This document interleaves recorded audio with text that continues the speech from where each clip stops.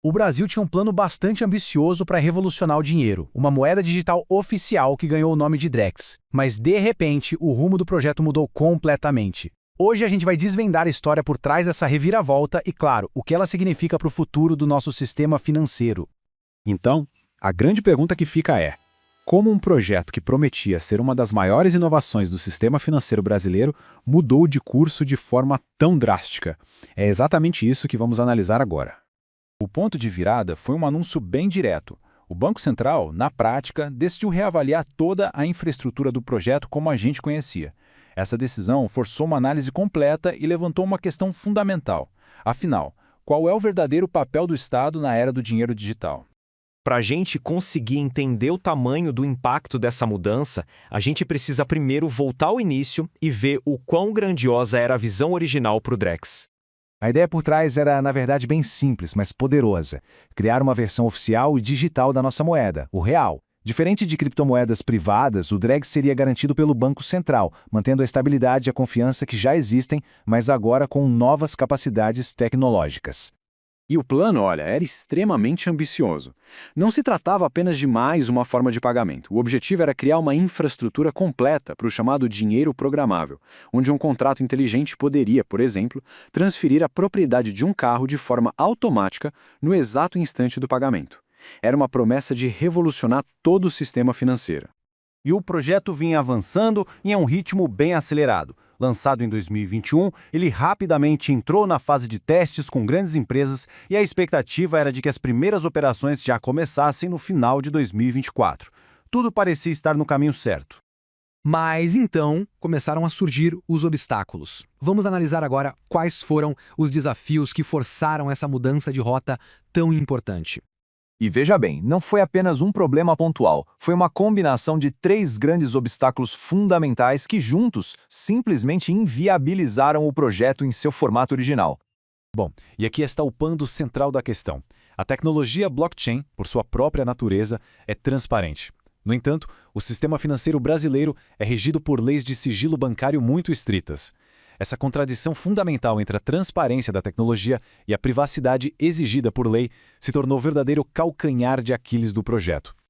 Essa citação de um dos desenvolvedores envolvidos no projeto resume a tensão de forma perfeita. A questão era como garantir a privacidade total do cidadão e, ao mesmo tempo, dar ao Banco Central o controle necessário para regular o sistema. Essa foi a pergunta que ficou sem uma resposta viável. E além da privacidade, havia uns problemas técnicos, que não eram poucos. A tecnologia que estava sendo testada foi considerada insegura. Havia dúvidas sobre a capacidade do sistema de escalar para milhões de transações, os custos eram altos e, para completar, faltava pessoal qualificado dentro do próprio Banco Central para tocar um projeto dessa complexidade.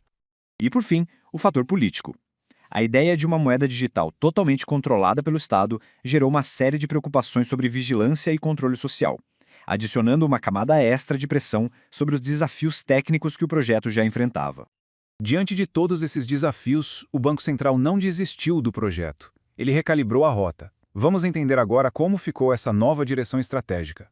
Essa tabela aqui deixa a mudança muito, mas muito clara. Vamos olhar para a primeira linha. A função principal mudou de uma moeda digital para pagamentos para uma infraestrutura de bastidores, um back-office para os bancos. O público-alvo, que era a população em geral, agora são as instituições financeiras. E a tecnologia, que antes era focada em blockchain, agora é agnóstica, ou seja, vai ser escolhida conforme a necessidade. Para simplificar ainda mais, a transformação foi gigantesca. De algo que poderia ser usado para comprar um café no dia a dia, para uma ferramenta super especializada para os bancos otimizarem suas operações de crédito.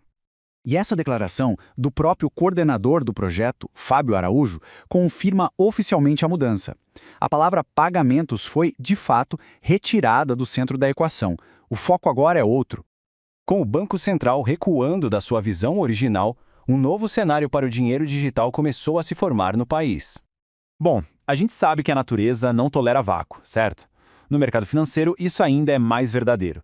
A decisão do Banco Central abriu um espaço muito claro para que as soluções do setor privado ganhassem força.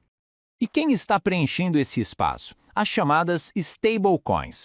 Pense nelas como moedas digitais emitidas por empresas privadas, como bancos, mas que têm o seu valor sempre atrelado um para um com o real. Elas oferecem a tecnologia que o Drex original prometia, mas com a agilidade do mercado. Com isso, o papel do Banco Central muda. De criador, ele passa a ser o regulador. E é importante notar que o Brasil não está sozinho nessa. Essa preferência por um modelo onde o Estado regula stablecoins privadas, em vez de criar sua própria moeda digital, reflete um movimento que também está acontecendo em outras grandes economias. Certo. Então, o que essa jornada toda do Drex realmente nos ensina? Vamos resumir as principais lições aprendidas. Em resumo, a história do Drex nos mostra 3 coisas importantes. Primeiro, o conflito entre privacidade e controle estatal é real e muito difícil de resolver. Segundo, o governo pode ser lento demais para o ritmo acelerado da inovação digital. E terceiro, o futuro mais provável parece ser um sistema híbrido, onde o Estado regula, o mercado inova e sistemas já consolidados como o Pix continuam funcionando para os pagamentos do dia a dia.